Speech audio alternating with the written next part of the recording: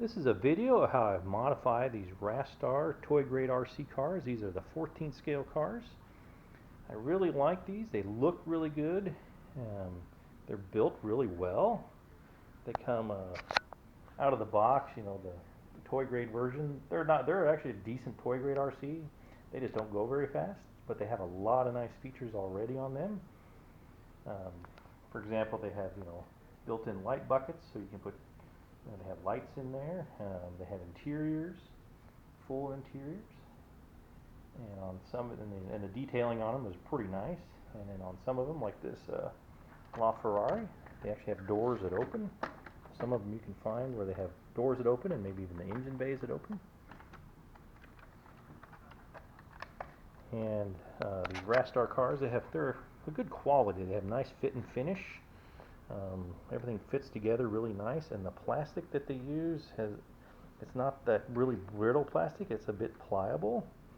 So when you go to cut on these to modify them, the plastic just doesn't break or crack. It's actually kind of a softer plastic, so I find modifying these really easy and not a lot of difficulty. But this video is going to be on how I modify the steering mechanisms on these. I've modified these other ones. There's running videos of these, so feel free to check out the rest of the channel and watch those go. But I'm going to focus on how I do the steering. I've modified some other toy grade RCs as well, and the steering always seems to present kind of a challenge on how to get them to work right, because each company that makes these do something a little different. But I found on these Rastars that so far they've all used the exact same method, and I've kind of discovered a simple way to do this, where you don't have to really fabricate any parts for it, and you can use the existing parts of the car to hold it all together, and it works really well.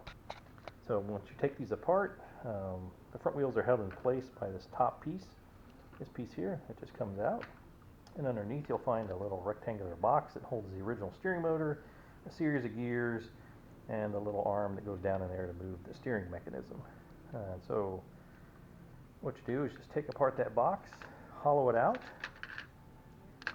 and then it gives you room to put one of these mini servos in here. I think these usually measure about 30 millimeters by 29 by about 10.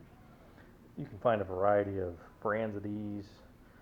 This is a Emax metal geared servo, analog servo. I think I picked these up for maybe about $5 a piece, and they work really well in this car. How I get them to fit in there is I cut off the sides of the servo. There's little pieces you can mount them with. I just cut those out. After I've hollowed out the box, it fits right in there. And then I mount it to the left side, because that way it gets the steering arm in there about centered. Not exactly centered, but I've noticed the steering mechanism on this isn't exactly perfectly centered either.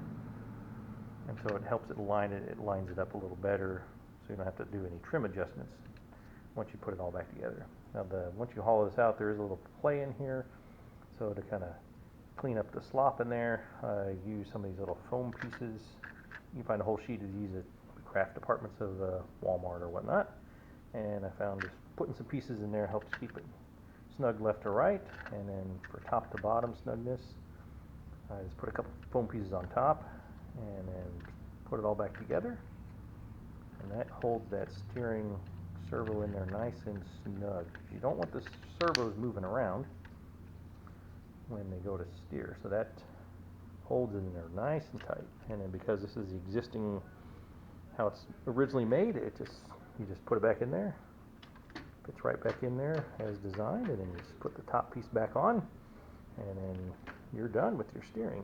Now, one other modification I do is I take that little piece out, that little spring action that's usually in there to kind of help return the wheels to center originally. I've set it up with it in there, thinking it might help hold the wheels straight, but then I noticed it kind of stresses the servo a bit. I'd hear the servo buzzing in there a lot, and so I took it out of there to see how well it worked without it, and I don't hear the servo buzzing anymore, and it also kind of freed up the range of motion on this too, so the wheels have a little more turning angle, as well as it again doesn't stress the servo as much. And then I found that with the servo RM in there, it holds it snug and straight anyway, so I haven't really noticed any problems with taken that out. I'll make some future videos of how I've modified the rest of these cars. I've got about 2 different methods I use depending on the car and what kind of speed I want to get out of them. Just kind of a quick summary of those is the 458 and this Porsche. I've kind of used a simpler method, but on the Mustang and this one I've used a method where I do modify the gearbox a little bit to get more speed out of it, and I use an additional ESC receiver to power the motor and a separate ESC receiver to power the lights and the steering. Whereas on these 2 cars I just use just one ESC receiver for that. But I'll do a future video on those. So if you like modifying these or wonder how I did this video will explain the steering. Thanks for watching.